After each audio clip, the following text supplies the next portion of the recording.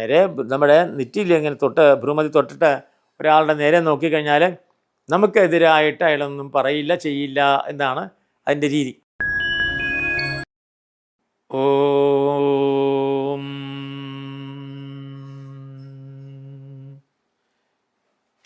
കുറി ധാരണം എന്നുള്ളത് സദാചാരങ്ങളുടെ ഭാഗമാണ്. ദേവീഭാഗവതം അങ്ങനെയാണ് പറയുക. അപ്പോൾ സദാചാരത്തിൻ്റെ ഭാഗമായിട്ടാണ് കുറി ധാരണം. അപ്പോൾ കുറി ധരിക്കുന്നത് 2 തരത്തിലെ കുറിയാണ് പ്രധാനം. ഒന്ന് ഭസ്മധാരണം എന്നാണ് പറയുക. ഭസ്മം എന്നാൽ ഭസിതേന ഇതി ഭസ്മം എന്നാണ്. പാപങ്ങളെ നശിപ്പിച്ചതാണ് ഭസ്മം എന്ന് പറയും. അപ്പോൾ അത് നേരെ നമ്മുടെ ശരീരത്തിൽ ആപാദചൂടം ഭസ്മം പൂശാം എന്ന് പറയാം. അതോടൊപ്പം തന്നെ നേരെ നെറ്റിയിലും കയ്യിലും കാലിലും മാറത്തും ഒക്കെ നമുക്ക് ഭസ്മം പൂശാം. അപ്പോൾ പൂഷണതായിരിക്കുന്ന സമ്പ്രദായത്തിൽ ഭസ്മധാരണത്തിൽ 2 വിധ സമ്പ്രദായങ്ങളുണ്ട്. ഒന്ന് സാധാരണ സമ്പ്രദായം. അപ്പോൾ അത് നേരെ നമ്മുടെ ആ നെറ്റിയുടെ ഇടത്തെ ഭാഗം മുതൽ വലത്തെ ഭാഗം വരെ നീളത്തിൽ നെടുനീളത്തിൽ നേരെ വരയ്ക്കുന്നതാണ് സാധാരണ ഭസ്മധാരണ സമ്പ്രദായം. രണ്ടാമത് 3 വരകളായിട്ട് നെറ്റിത്തടത്തിൽ നേരെ ധരിക്കുന്നതാണ് ത്രിപുണ്ഡ്ര സമ്പ്രദായം എന്ന് പറയും. ത്രിപുണ്ഡ്രം എന്ന് പറയും. അപ്പോൾ ത്രിപുണ്ഡ്രം എന്ന് പറഞ്ഞാൽ 3 പുണ്ഡ്രങ്ങൾ, 3 വരകൾ എന്നാണ് അർത്ഥം. അപ്പോൾ 3 വരകളായിട്ടാണ് നെറ്റിയിൽ നേരെ ധരിക്കുക. അപ്പോൾ അതിന് മറ്റൊരു പ്രത്യേകതയുണ്ട്. വേറെ രൂപത്തിലും പറയും. തിര്യക്ക് ത്രിപുണ്ഡ്രം എന്നൊരു സംഗതിയുണ്ട്. തിര്യക്ക് ത്രിപുണ്ഡ്രം എന്ന് പറയും. അപ്പോൾ അത് നേരെ ആ കൂടുതൽ തിര്യക്ക് ത്രിപുണ്ഡ്രം ധരിക്കുന്നത് കർമ്മികളാണ്. കാരണം 2 വരകൾ കൊണ്ട് നേരെ നമ്മുടെ ആ മോതിരവിരലും മധ്യമവിരലും കൊണ്ട് ഭസ്മം എടുത്തിട്ട് ഇടത്ത് നിന്ന് വലത്തോട്ട് നേരെ നീട്ടി വരിക്കുക. പിന്നീട് പെരുവിരൽ ഭസ്മത്തിൽ മുക്കിയിട്ട് വലത്ത് നിന്ന് ഇടത്തോട്ട് നേരെ ഒരു കുറിയിടുക, അങ്ങേറ്റം വരെ നീളത്തിൽ വയ്ക്കുക. അതാണ് തിര്യക്ക് ത്രിപുണ്ഡ്രം എന്ന് പറയുക. മറ്റത് നേരെ വരയ്ക്കുന്നത് തിരിച്ചു വരയ്ക്കുന്നതാണ്. അതുകൊണ്ടാണ് തിര്യക്ക് ത്രിപുണ്ഡ്രം. അത് നേരെ കാർമ്മികന്മാരാണ് ചെയ്യുക, വൈദികന്മാർ. പൂജാകർമ്മങ്ങൾ ചെയ്യുന്ന വൈദികന്മാർ തിര്യക്ക് ത്രിപുണ്ഡ്രം ധരിക്കണം. അപ്പോൾ അവർ ശിവതുല്യനായിട്ട് തീരും എന്നാണ് പറയുക. അപ്പോൾ ശിവനായിട്ട് കണക്കാക്കണം എന്നാണ് അവരെ പറയുന്നത്. അപ്പോൾ അതാണ് നേരെ ഭസ്മധാരണത്തിലെ വിധി. അതും രാവിലെ വെള്ളം നനച്ചിട്ട് കുഴച്ചിട്ട് ധരിക്കണം. അങ്ങനെ ചെള്ളം ചേർത്ത് ധരിക്കണമെന്ന് വിധി. വൈകുന്നേരം നേരെ സാധാരണഗതിക്ക് പൊടി ഭസ്മം ധരിക്കണമെന്നാണ് പറയുക. അപ്പോൾ അതായത് വെള്ളം നനയ്ക്കാതെ ധരിക്കണം എന്നാണ്. സാധാരണഗതിയിൽ വൈകുന്നേരം കർമ്മം ചെയ്യുന്നവൻ മാത്രമേ ത്രിപുണ്ഡ്രധാരണം തിര്യക്ക് ത്രിപുണ്ഡ്രമൊക്കെ ധരിക്കുകയുള്ളൂ. അല്ലാത്തവർ സാധാരണ വെറും ഭസ്മധാരണങ്ങൾ ചെയ്യും. അപ്പോൾ എന്താണ് ഈ കുറിധാരണത്തിന് നേരെ അടിസ്ഥാനവും ശാസ്ത്രീയവും? ശൈവകർമ്മങ്ങൾ, ശാക്തേയ കർമ്മങ്ങൾ ചെയ്യുന്നവൻ നേരെ ആ ഭസ്മം ധരിക്കണതാണ്. അപ്പോൾ അതാണ് നേരെ ത്രിപുണ്ഡ്ര വിധികൾ. അതിൽ ശാക്തേയ കർമ്മങ്ങൾക്ക് കൂടുതൽ ശക്തിയുള്ള മന്ത്രങ്ങൾ ജപിച്ച് ചെയ്യുമ്പോൾ തിര്യക്കായിട്ട് ജപിക്കുന്നതാണ്. അല്ലാതെ സാധാരണ ഈ 3 വരകൾ, മധ്യമവിരൽ, മോതിരവിരൽ, പിന്നെ നമ്മുടെ ചൂണ്ടുവിരൽ, അത് വെച്ചിട്ട് ധരിക്കാം. സാധാരണ ഉപാസകന്മാർക്ക് അങ്ങനെ ചെയ്യാം. കർമ്മികൾ നേരെ ഈ പെരുവിരൽ തിരിച്ച് നേരെ തടുമ്പോൾ അത് തിര്യക്ക് ത്രിപുണ്ഡ്രമായിട്ട് വരും. അത് രാവിലത്തെ സമ്പ്രദായം. കർമ്മം ചെയ്യുമ്പോൾ തിര്യക്ക് ത്രിപുണ്ഡ്രം ധരിക്കണമെന്നാണ് വിധി. വൈകുന്നേരം സാധാരണഗതിയിൽ നമ്മൾ സാധാരണ സന്ധ്യാവന്ദനമൊക്കെ കഴിഞ്ഞാൽ കൈകാൽ മുഖമൊക്കെ കഴുകി കുളിച്ചില്ലെങ്കിലും നേരെ ഭസ്മം എടുത്തിട്ട് നേരെ പൊടി ഭസ്മം ധരിക്കണം. അതാണ് പുണ്ഡ്രവിധിയിൽ പറയാം. അപ്പോൾ അതാണ് പുണ്ഡ്രവിധിയെങ്കിലും അതിൻ്റെ ശാസ്ത്രീയ രഹസ്യങ്ങൾ പലപ്പോഴും ചിന്തിക്കാറില്ല എന്നാണ്. അപ്പോൾ വെള്ളം കുഴച്ചിട്ട് ഭസ്മം വെള്ളത്തിൽ കുഴച്ച് ധരിച്ചു കഴിഞ്ഞാൽ എന്താണ്? കുറച്ച് കഴിയുമ്പോൾ നമ്മുടെ നമ്മുടെ കോശങ്ങളിലെ, ശരീരമല്ല നെറ്റിയിലെ, അപ്പോൾ ശരീരത്തിൻ്റെ എല്ലാ ഭാഗത്തും വെള്ളം നനച്ചിങ്ങനെ ഭസ്മം ധരിച്ചു കഴിഞ്ഞാൽ ശരീരകോശങ്ങളിലെ ജലാംശത്തെ കെട്ടിക്കിടക്കണ ആ തലേ ദിവസം കെട്ടിക്കിടക്കണ ജലാംശത്തെ ഇത് ഭസ്മം ആഗിരണം ചെയ്യുന്നതാണ്. അപ്പോൾ നമ്മൾ രാവിലെ എഴുന്നേറ്റിട്ട് ഭസ്മം വെള്ളത്തിൽ കുഴച്ചിട്ട് ശരീരമാസകലം ധരിച്ചു കഴിഞ്ഞാൽ കുറച്ച് കഴിഞ്ഞാൽ ഭസ്മം കാണില്ല. കാരണം വെള്ളം ആ ഭസ്മം ഇല്ലാതായിട്ട് പോകും. കാരണം എന്താണ്? നമ്മുടെ ശരീരത്തിലെ സന്ധിബന്ധങ്ങളിൽ നേരെ ജലം കെട്ടിക്കിടക്കുന്ന തലേ ദിവസത്തെ, അതാണ് നീർക്കെട്ട് എന്നങ്ങോട്ട് പറയുന്നത്. അപ്പോൾ മലയാളത്തിൽ ശുദ്ധമായ നീർക്കെട്ടാണ്. അതാണ് രാവിലേക്ക് എഴുന്നേൽക്കുമ്പോൾ ആളുകൾക്ക് ശരീരവേദന വരുന്നത് കൊണ്ടാണ്. അപ്പോൾ ഈ നീർക്കെട്ട് സന്ധികളൊക്കെ ഇത് ധരിക്കുമ്പോൾ അപ്പോൾ സന്ധിയിലെ ജലാംശത്തെ ഇതങ്ങോട്ട് വലിച്ചെടുക്കും. അപ്പോൾ നീർക്കെട്ട് അങ്ങോട്ട് മാറും, നമ്മുടെ ആരോഗ്യത്തിന് ശരീരവേദന അങ്ങോട്ട് കുറയും. അപ്പോൾ വൈകുന്നേരം പൊടിഭസ്മം എന്തുകൊണ്ടാണ് ധരിക്കുന്നത്? പൊടിഭസ്മം ധരിക്കുന്നത് രാവിലെ മുതൽ വൈകുന്നേരം വരെ അന്തരീക്ഷത്തിൽ ഈ ധാരാളം ധൂമങ്ങളുണ്ട്, അതായത് പൊടിപടലങ്ങളുണ്ട്. അതാണ് പൊല്യൂഷൻ എന്ന് പറയും. അപ്പോൾ ആ പൊല്യൂഷൻ ഇങ്ങനെ ധൂമപടലങ്ങളുണ്ട്, അത് ഈ പൊടിഭസ്മം വലിച്ചെടുക്കുന്നു, ആഗിരണം ചെയ്യുന്നു എന്നാണ് പറയുന്നത്. കുറച്ച് കഴിഞ്ഞ് അത് നേരെ നിർവീര്യമായിട്ട് താഴത്തേക്ക് അങ്ങനെ പോകും. കുറച്ച് കഴിയുമ്പോൾ ഭസ്മം താഴത്തേക്ക് പോകുന്ന കൂട്ടത്തിൽ അങ്ങോട്ട് പോകും. അപ്പോൾ അത് കാരണം എന്താണ്? അത് കാരണം നേരെ ശാസ്ത്രം പറയുന്നത് അന്തരീക്ഷത്തിലുള്ളതായിരിക്കുന്ന ആ പൊല്യൂഷനുള്ളതായിരിക്കുന്ന പൊടിഭസ്മങ്ങളൊക്കെ തന്നെ അതിൻ്റെ കണങ്ങൾക്ക് ഒരു പ്രത്യേക ഒരു രൂപമുണ്ട്. അപ്പോൾ അത് കണങ്ങൾ പ്രത്യേക തരത്തിലുള്ളതാണ്. ഇപ്പോൾ ഓരോ കണങ്ങൾക്കും ഓരോ മൈക്രോ കണങ്ങളുണ്ട്, അതേപോലെ മെഗാ ഉണ്ട്, മൈക്രോ ഉണ്ട്, അങ്ങനെയുള്ളതായിരിക്കുന്ന കണങ്ങളുണ്ട്.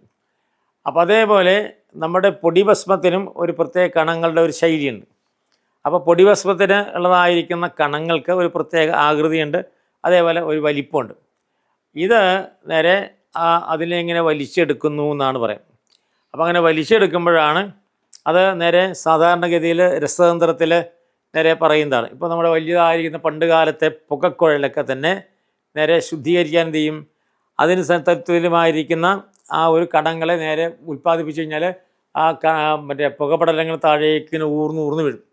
അപ്പോൾ അന്തരീക്ഷത്തിലെ പുകപടലങ്ങൾ നമ്മുടെ ശരീരത്തിൽ വന്ന് ബാധിക്കാതിരിക്കാൻ വേണ്ടി ഈ പൊടിഭസ്മത്തിലെ ഓരോ കണങ്ങളും ആ കണങ്ങൾ ഇങ്ങനെ അതിനെ ആഗിരണം ചെയ്യും. അത് കുറച്ച് കഴിയുമ്പോൾ എന്താണ്? അത് നിർവീര്യമായിട്ട് പോകും. പിന്നെ നമ്മുടെ ശരീരത്തിൻ്റെ ഉള്ളിലേക്ക് ഈ രോഗാണുക്കൾ, പൊല്യൂട്ടഡ് ആയിരിക്കുന്ന അണുക്കൾ കയറില്ല എന്നാണ് പറയുന്നത്. അപ്പോൾ അതാണ് അതിൻ്റെ പ്രത്യേകത. അതാണ് പൊടിഭസ്മം വൈകുന്നേരം ധരിക്കണം എന്ന് പറയാനുള്ളത്. കാരണം അതിന് ശാസ്ത്രീയ അടിസ്ഥാനമുണ്ട്. അതേപോലെ രാവിലെ നനച്ച് ധരിക്കുമ്പോൾ ശാസ്ത്രീയ അടിസ്ഥാനമുണ്ട്. അപ്പോൾ എല്ലാ ഭാഗത്തും പുരട്ടണം. നെറ്റിയിൽ മാത്രം പോരാ, സകല സന്ധിബന്ധങ്ങളിലും നേരെ പുരട്ടണം. കയ്യിൽ, കാലിൽ, മുട്ടിലൊക്കെ പുരട്ടാം എന്നാണ് പറയുക. കാലിൻ്റെ പത്തിയിലും പുരട്ടാം, അതിലൊന്നും യാതൊരു വിരോധമില്ല. അതാണ് കുറിധാരണത്തിനെ കുറിച്ചിട്ട് പറയുന്ന ശാസ്ത്രീയ വശം. അത് ഭസ്മത്തിൻ്റെ കാര്യമാണ്. പിന്നീട് മറ്റൊന്ന് നേരെ ഉപാസന വൈഷ്ണവ സമ്പ്രദായമാണ്. വൈഷ്ണവ സമ്പ്രദായത്തിൽ നേരെ ആ കുറി ധരിക്കുമ്പോൾ എന്താണ്? അത് വിഷ്ണുവിനെ ദൈവതമായിട്ട് സ്വീകരിക്കുന്നതാണ് വൈഷ്ണവ സമ്പ്രദായം. അവർ നേരെ ഭ്രൂമധ്യത്തിൽ നിന്ന് മേൽപോട്ടിങ്ങനെ വരയ്ക്കുന്ന കുറിയുടെ പേരാണ് ഗോപിക്കുറി എന്നാണ് സാധാരണ പറയുക. ഗോപി തൊടുക എന്ന് പറയും. അതാണ് ഊർധ്വപുണ്ഡ്രം എന്ന് പറയും. മറ്റത് നേരെ ത്രിപുണ്ഡ്രം, ഇത് ഊർധ്വപുണ്ഡ്രം എന്നാണ്. അപ്പോൾ ഭ്രൂമധ്യം മുതൽ ശിരസ് വരെ ഉള്ളതായിരിക്കുന്ന സ്ഥലത്തേക്ക് നേരെ തൊടുന്നതാണ് ഊർധ്വപുണ്ഡ്രം, ഉത്തമ ഊർധ്വപുണ്ഡ്രം എന്നാണ്. പണ്ട് കാലത്ത് നേരെ ആ സമ്പ്രദായം അനുസരിച്ചിട്ട് ഈ ശിരസ് വരെയൊക്കെ തല ഇങ്ങനെ വടിച്ചെടുക്കും, പ്രത്യേകിച്ച് കർമ്മം ചെയ്യുന്നവർ, കാർമ്മികന്മാർ. അപ്പോൾ അവരിങ്ങനെ മുടി ഇവിടം വരെ ഉണ്ടാവില്ല, അവരിവിടം വരെ നേരെ തലമുടി അങ്ങോട്ട് വടിച്ചിട്ട് ഇവിടെ ഉച്ചിയിലൊരു കുടുംബയൊക്കെ വയ്ക്കും. അതാണ് വൈദിക സമ്പ്രദായം. അപ്പോൾ അവിടം വരെ നേരെ എടുത്തു വരുന്നതാണ്, അതാണ് ഉത്തമ ഊർധ്വപുണ്ഡ്രം എന്ന് പറയും. അതിൻ്റെ പകുതി വെച്ചാൽ മധ്യമായി, അതിൽ ചെറുതായി കഴിഞ്ഞാൽ അത് നേരെ പ്രാകൃതമായി എന്നാണ് പറയും. മേൽപോട്ട് ധരിക്കുന്നതാണ് ഊർധ്വപുണ്ഡ്രം എന്നാണ് പറയും. അപ്പോൾ ഉടനെ മനസ്സിലാക്കേണ്ടതാണ് അതിൻ്റെ പ്രത്യേകത എന്താണ്? നമ്മുടെ ആ ഉള്ളിലുള്ളതായിരിക്കുന്ന നമ്മുടെ ഭ്രൂമധ്യത്തിലാണ് നമ്മുടേതായിരിക്കുന്ന ആറാമത്തെ ചക്രം ഹംസം എന്ന് പറയുന്നതായിരിക്കുന്ന ജീവൻ അവിടെ കുടികൊള്ളുക. ഭ്രൂമധ്യത്തിലാണ് ഹംസം കുടികൊള്ളുന്നത്. ഹംസം എന്ന് പറഞ്ഞാൽ ജീവനാണ്, ശുദ്ധമായിരിക്കുന്ന ജീവനാണ് ഹംസം. ആ ശുദ്ധമായിരിക്കുന്ന ജീവനായിരിക്കുന്ന ഹംസത്തെ രണ്ടക്ഷരമേ ഉള്ളൂ ഇവിടെ. അപ്പോൾ ആധാരചക്രങ്ങളിൽ ഇത് ആജ്ഞാചക്രത്തിൽ രണ്ടക്ഷരങ്ങളേ ഉള്ളൂ. അങ്ങനെയാണ് യോഗശാസ്ത്രം പറയുക. അപ്പോൾ ആ ഹംസം എന്ന് പറയുന്നതായിരുന്ന ചക്രത്തിൽ നിന്ന് ഹംസത്തെ നമ്മൾ ശിരസ്സിലേക്ക് കൊണ്ടുവരിലാണ്. അപ്പോൾ ശുദ്ധമായിരിക്കുന്ന ഹംസത്തെ നമ്മൾ നമ്മുടെ ആ ശിരസ്സിലേക്ക് ആനയിച്ചിട്ട് പരിപൂർണ ശുദ്ധനായിട്ട് ഇരുന്നതിനാണ് ഈ കുറി നേരെ ശിരസ്സിൽ വന്ന് അവസാനിപ്പിക്കുന്നത്. അതാണ് ഊർധ്വപുണ്ഡ്രത്തിൻ്റെ മഹിമ എന്ന് പറയും. അപ്പോൾ ഊർധ്വപുണ്ഡ്രം ദഹിക്കുമ്പോൾ അതിന് ചന്ദനത്തിൻ്റെ പൊടി, അകിലിൻ്റെ പൊടി, ഇല്ലെങ്കിൽ വൃന്ദാവനത്തിലെ മണ്ണ്, അതാണ് കാളിന്തി തീരത്തുള്ളതായിരിക്കുന്ന വൃന്ദാവനത്തിലെ ഇത്തിരി പശമേളതായിരിക്കുന്ന മണ്ണുണ്ട്. ആ മണ്ണാണ് നേരെ ആ കാളിന്തി തീരത്തുള്ള മണ്ണാണ് ഉപയോഗിക്കുക. അപ്പോൾ അങ്ങനെയാണ് നേരെ 3 തരത്തിലുള്ളതായിരിക്കുന്ന മണ്ണാണ്, അല്ലാതെ മറ്റു പൊടികളും ഉപയോഗിക്കാൻ പാടില്ല എന്നാണ് പറയുന്നത്. അതിൽ തന്നെ നേരെ വീണ്ടും വരുന്ന വ്യത്യാസം എന്താണ്?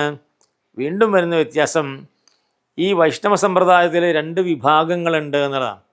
വൈഷ്ണവ വിഭാഗത്തിൽ 2 വിഭാഗങ്ങളുണ്ട്. അത് ഒന്ന് പണ്ട് കാലത്ത്, പ്രാചീന കാലത്ത് നമ്മുടെ ഭാരതത്തിൽ മാധ്വ സമ്പ്രദായം എന്ന് പറയും. മറ്റൊന്ന് നേരെ രാമാനുജ സമ്പ്രദായം എന്ന് പറയും. അപ്പം മാധ്വസങ്കല്പ പ്രകാരം നേരെ ഉള്ളവരാണ് നേരെ ഊർധ്വമുണ്ഡ്രം ധരിക്കുക. അപ്പോൾ ഊർധ്വമുണ്ഡ്രം ധരിച്ചു കഴിഞ്ഞാൽ രാമാനുജ സമ്പ്രദായപ്രകാരം ധരിക്കുന്നവരെന്ത് ചെയ്യും? അത് വിടവുള്ളതായിരിക്കുന്ന ഊർധ്വമുണ്ഡ്രം എന്നാ പറയും. അപ്പോൾ നേരെ ഒരു മുളയില പോലെ ഇങ്ങനെ നടുക്ക് ഗ്യാപ്പ് ഉണ്ടാവും. അതാണ് നേരെ വിടവുള്ളതായിരിക്കുന്ന ഊർധ്വമുണ്ഡ്രം എന്ന് പറയും. അപ്പോൾ അത് രാമാനുജ സമ്പ്രദായത്തിൻ്റേതാണ്. പിന്നെ അപ്പോൾ അതിൻ്റെ മധ്യഭാഗത്ത് എന്താണ്? മധ്യഭാഗത്ത് വൈകുണ്ഠം എന്നാണ് സങ്കല്പം എന്നാണ് പറയുക. അപ്പോൾ അതിൻ്റെ മധ്യഭാഗത്ത് നേരെ ആ ചുവന്ന ഭസ്മമൊക്കെ ധരിക്കുന്ന, ചുവന്ന കുങ്കുമം ധരിക്കും. അപ്പോൾ അത് നേരെ വൈകുണ്ഠത്തിലെ ലക്ഷ്മിയും വിഷ്ണുവും ഇരിക്കുന്ന സങ്കല്പത്തിലാണ് ഈ നേരെ ഒരു വിടവുള്ളതായിരിക്കുന്ന ഊർധ്വമണ്ഡലം.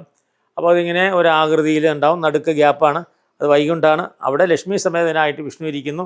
അതിനാണ് കുങ്കുമം നേരെ ധരിക്കുന്നത്. മറ്റത് രാമാനുജ വൈഷ്ണവ മാധ്വ സമ്പ്രദായ പ്രകാരം നേരെ മേൽപോട്ട് വന്ന് ഹംസത്തെ നേരെ ശിരസിലേക്ക് കൊണ്ടുപോകുന്നു. അതാണ് ഊർധ്വപുണ്ഡ്രത്തിൻ്റേതായിരിക്കുന്ന ഗതിയായിട്ട് പറയും. അപ്പോൾ ഈ 2 സമ്പ്രദായത്തിലാണ് വൈഷ്ണവ സമ്പ്രദായവും അതേപോലെ ശൈവ സമ്പ്രദായവും.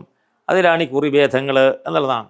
പിന്നീട് ഗാണപത്യ സമ്പ്രദായമുണ്ട്. ഭാരതത്തിൽ നേരെ ഉള്ള സമ്പ്രദായങ്ങൾ ഒന്ന് ഗാണപത്യം എന്നാണ്. ഗണപതിയെ പരമദൈവമായിട്ട് കരുതുന്നത്. അപ്പോൾ അവരെന്ത് ചെയ്യും? ഗണപതിയുടെ കരിയെടുക്കുന്ന ഹോമാവശിഷ്ടമാണ്. ഗണപതിയുടെ ഹോമാവശിഷ്ടമെടുത്ത് ചാലിച്ചിട്ട് നേരെ അത് ഭ്രൂമധ്യത്തിൽ ആജ്ഞാചക്രത്തിൽ ഇങ്ങനെ തൊടും എന്നാണ്. അതിലിങ്ങനെ വൃത്താകാരത്തിലാണ് അത് തൊടുത്തത്, അല്ലാതെ തൊടാൻ വിധിയൊന്നുമില്ല. അപ്പോൾ അതിൻ്റെ അർത്ഥം എന്താണ്? അപ്പോൾ അതിലെന്താണ്? ഗണപതി ഹോമത്തിൽ ആ ഗണപതിയുടെ മന്ത്രം എന്താണ്? ഗണപതി മന്ത്രം എന്ന് പറഞ്ഞാൽ നമ്മൾ ഗണപതി ഹോമം നടത്തുന്നത് സാധാരണ ഏതെങ്കിലും കാര്യതടസ്സങ്ങൾ മാറ്റാൻ വേണ്ടിയിട്ടാണ്. ഒരു ജോലി കിട്ടണം, അതിനൊരു തടസ്സമുണ്ട്, അത് മാറ്റണം. ചിലപ്പോൾ ആ ജോലിയിൽ പ്രൊമോഷൻ കിട്ടണം, തടസ്സമായിട്ട് നിൽക്കേണ്ടത് സീനിയർ ഓഫീസറായിരിക്കും, അല്ലെങ്കിൽ വകുപ്പ് മേധാവിയായിരിക്കും. തടസ്സം മാറ്റാൻ എന്ത് ചെയ്യണം? അദ്ദേഹത്തിൻ്റെ മനസ്സങ്ങോട്ട് മാറണം. അപ്പോൾ ഗണപതി ഹോമത്തിലെ മന്ത്രമനുസരിച്ചിട്ട് ദ്രവ്യങ്ങൾ ഒഴിച്ച് ഗണപതി ആരാധിക്കുന്ന എങ്ങനെയാണ്? നേരെ അതിൽ പറയുന്നത് ശ്രീം ഹ്രീം ക്ലീം ഗ്ലൗം ഗം ഗണപതയെ വരവരത സർവജനമേ വശമാനയ സ്വാഹ. അതാണ് മന്ത്രം. സർവജനമേ വശമാനയ സ്വാഹ. എല്ലാ ജനങ്ങളും എൻ്റെ ഉള്ളിലേക്ക് വശമാകണം, വശീകരിക്കപ്പെടട്ടെ എന്നാണ്. അപ്പോൾ മേലധികാരിയായാലും കീഴധികാരിയായാലും നേരെ കാണുന്ന ആൾക്കാരും എല്ലാം വശീകരിക്കുന്ന, അതാണ് മന്ത്രം. അപ്പോൾ മന്ത്രപ്രകാരം ഹോമിച്ചതായിരിക്കുന്ന കരിഭസ്മം നേരെ നമ്മുടെ നെറ്റിയിൽ ഇങ്ങനെ ഭ്രൂമതി തൊട്ടിട്ട് ഒരാളുടെ നേരെ നോക്കിക്കഴിഞ്ഞാൽ നമുക്കെതിരായിട്ട് അയാളൊന്നും പറയില്ല, ചെയ്യില്ല എന്നാണ് അതിൻ്റെ രീതി. അപ്പോൾ അതാണ് കറുത്ത പൊട്ട് തൊട്ടിട്ട് ഗണപതി ഹോമത്തിൻ്റെ പൊട്ട് ഇങ്ങനെ മധ്യത്തിൽ കുത്തിയിട്ട് ഒരാളോടൊരു കാര്യം പറഞ്ഞാൽ ആൾ നോ എന്ന് പറയില്ല എന്നാണ് അതിൻ്റെ പല അനുഭവങ്ങളുണ്ട് എന്നാണ് പറയുക. അപ്പോൾ അങ്ങനെ വരും. അപ്പോൾ അതാണ് ഗണപതിയുടെ കുറിയുടെ സമ്പ്രദായം. അതല്ലാതെ ആ ശാക്തേയ സമ്പ്രദായത്തിൽ വെറും കുങ്കുമം നേരെ അവിടെ വയ്ക്കുന്ന സമയത്ത്, ആ ഭ്രൂമധ്യത്തിൽ വയ്ക്കുന്ന സമയത്ത് എന്താണ്? അപ്പോൾ ഭ്രൂമധ്യത്തിൽ നേരെ ഉള്ളതായിരിക്കുന്ന അവിടെ ആ സാക്ഷാൽ ദേവിയെ പ്രതിഷ്ഠിക്കുന്നു, ദുർഗയെ പ്രതിഷ്ഠിക്കുന്നു. ആ സങ്കല്പത്തിലാണ് കുങ്കുമം നേരെ നെറ്റിയിൽ തൊടുക. പിന്നെ സ്ത്രീകൾ നേരെ നെടുമാംഗല്യത്തിന് വേണ്ടിയിട്ടാണ് നെടുമാംഗല്യത്തിൽ ഇങ്ങനെ വരയ്ക്കുന്നതൊക്കെ തന്നെ അത് കേരളീയ സമ്പ്രദായപ്രകാരം ഇവിടെ നിന്ന് ഭ്രൂമധ്യത്തിൽ നേരെ തുടങ്ങിയിട്ട് അത് നേരെ ശിരസ് തുടങ്ങിയിട്ട് നേരെ അങ്ങോട്ട് വയ്ക്കും. അത് നേരെ ഒരു ആചാര സമ്പ്രദായമാണ്. കുറി സംവിധാനത്തിൽ ഇതാണ് വിധി. അപ്പോൾ ശാക്തേയ സമ്പ്രദായത്തിലുള്ളതായിരിക്കുന്ന കുറി ഗാണപത്യം, അതേപോലെ ശൈവം, പിന്നെ വൈഷ്ണവം, അതാണ് പ്രധാനപ്പെട്ടതായ കുറി സമ്പ്രദായങ്ങൾ. അതിന് ഓരോന്നിനും അതിൻ്റെ അർത്ഥങ്ങളുമുണ്ട് എന്നുള്ളതാണ് അതിൽ മനസ്സിലാക്കേണ്ടതായിരിക്കുന്ന കാര്യം. പിന്നീട് ചില ആളുകളൊക്കെ തന്നെ ചില ഇലകളൊക്കെ തന്നെ ധരിക്കുന്ന, അപ്പോൾ ഇലകളൊക്കെ അരച്ച് ധരിക്കുന്നുണ്ട്. പ്രത്യേകിച്ച് കർക്കിടക മാസത്തിൽ നേരെ ആ ഇലകളൊക്കെ തന്നെ ധരിക്കും. അപ്പോൾ ദശപുഷ്പത്തിൽ വെച്ച് ശേഷം ആ ദശപുഷ്പം ചാലിക്കും. പ്രത്യേകിച്ച് മുക്കൂറ്റി തുടങ്ങിയിരിക്കുന്ന ഇലകളൊക്കെ ഔഷധ സമ്പത്താണ്.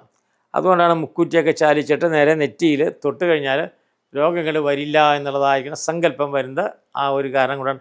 അപ്പോൾ കുറി സംവിധാനത്തെക്കുറിച്ചിട്ട് ശാസ്ത്രീയമായിട്ടും അതേപോലെ തന്നെ സനാതനപരമായിട്ടും അതേപോലെ ആധ്യാത്മികമായിട്ടും കുറേ സങ്കല്പങ്ങൾ, ഇങ്ങനെ ധാരാളം സങ്കല്പങ്ങൾ നമ്മുടെ ഗ്രന്ഥങ്ങളിൽ എടുത്ത് പറയുന്നുണ്ട്.